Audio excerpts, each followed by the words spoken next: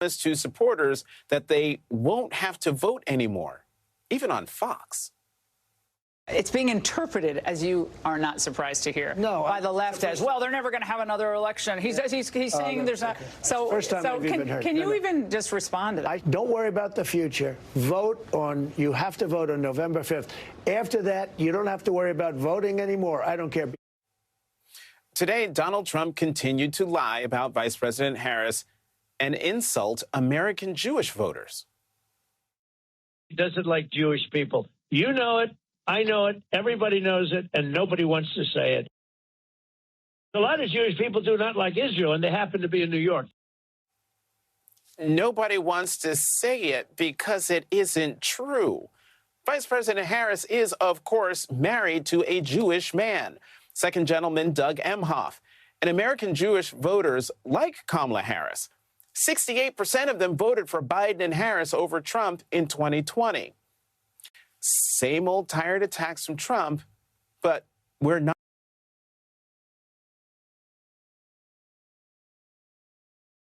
going back. Today, Vice President Harris said just that in Atlanta, Georgia, where she was surrounded by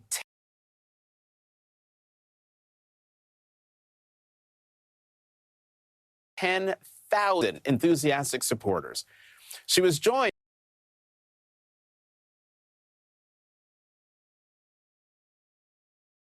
by rap star Megan Thee Stallion, who kicked off Kamala Harris's rally with a performance. And Vice President Harris laid out her vision for America and had a message for Donald Trump. We believe in a future where every person has the opportunity to build a business, to own a home, to build intergenerational wealth, a future with affordable health care, affordable child care, paid leave, and all of this is to say, building up the middle class will be a defining goal of my presidency.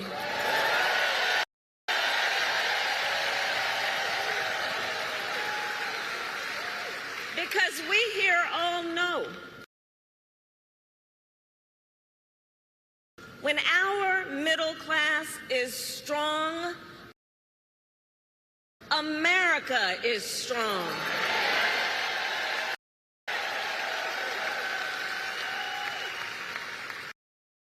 And to keep our middle class strong, families need relief from the high cost of living so that they have a chance not just to get by, but to get ahead.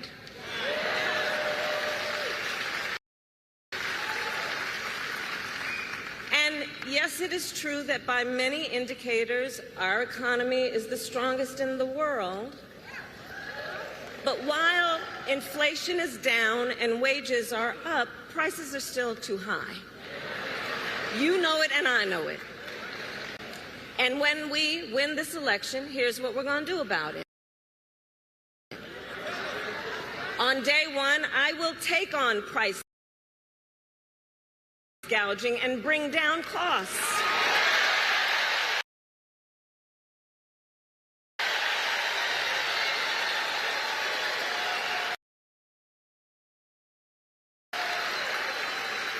We will ban more of those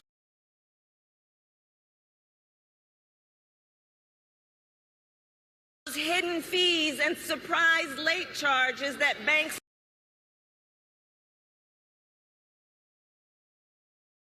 and other companies use to pad their profits.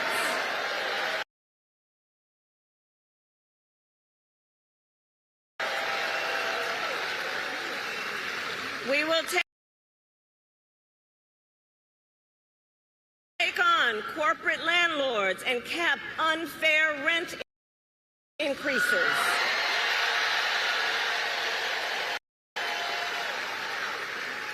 And we will take on Big Pharma to cap prescription drug costs for all Americans.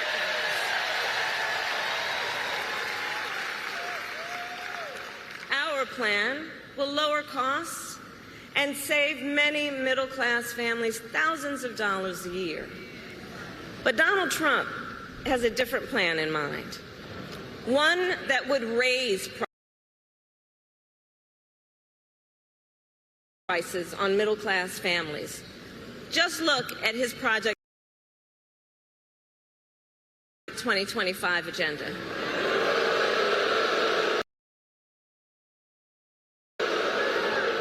I take it you've seen it.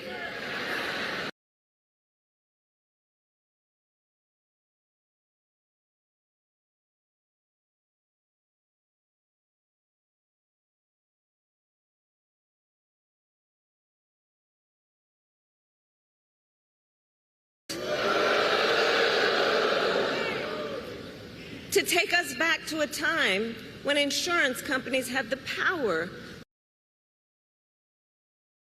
to deny people with pre-existing conditions. You guys remember what that was? Children with asthma, breast cancer survivors, grandparents with diabetes. Georgia, America has tried these failed policies before, and we are not going back. The momentum in this race is shifting. And there are signs that Donald Trump is feeling it. So he won't debate. But he and his running mate sure seem to have a lot to say about me. And by the way, don't you find some of their stuff to just be plain weird?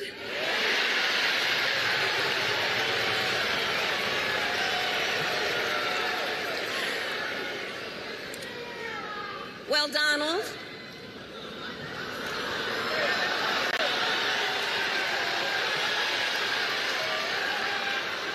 I do hope you'll reconsider to meet me on the debate stage.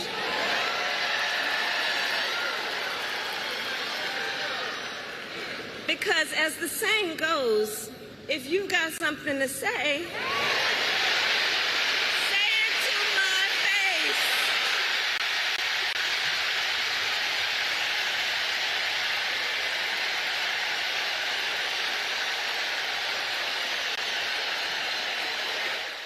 say it to my face.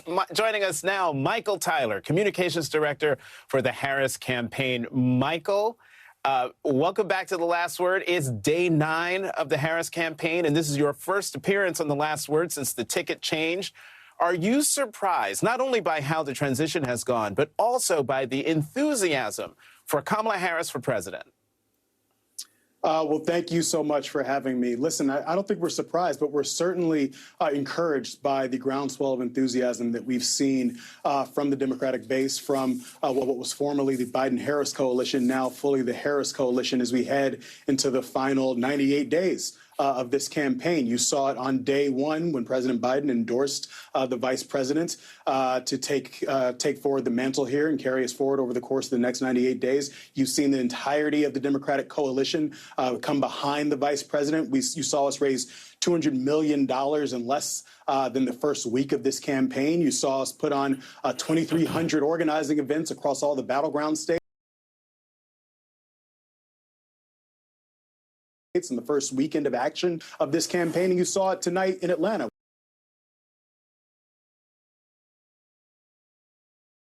where you had 10,000 people show up for a rally where you heard the vice president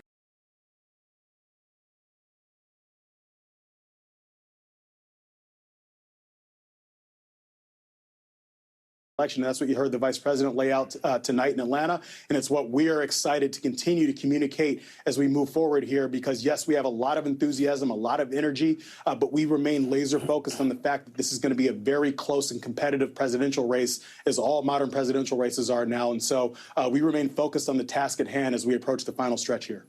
You know, Michael, Donald Trump is attempting to distance himself from Project 2025 today. Today, his campaign issued a statement on, quote, Project 2025's demise. Is this the end of Trump's Project 2025 problem? No, absolutely not. I mean, listen, first of all, the problem for him is that they posted it on the internet, and the internet lives forever. So his dangerous extreme agenda is there for all of the American people to go see. I encourage them to Google Project 2025. If they haven't read through all 900 pages yet, you should certainly take the time to do so and educate yourself and warn your friends and family about the threat that Donald Trump's extreme agenda poses. But he also picked in J.D. Vance, the poster boy for Project 2025, right? This is the scion of Silicon Valley billionaires who wants to ban abortion nationwide and will bend over backwards to allow Donald Trump to enact his extreme agenda on the American people, going even so far as breaking law or ignoring the Constitution, doing what Mike Pence refused to do on January 6th. So I think the choice is very clear, and whether or not he's trying to distance himself from what is fully his agenda, the American people already know what the facts are, and they know what the choice is in this election.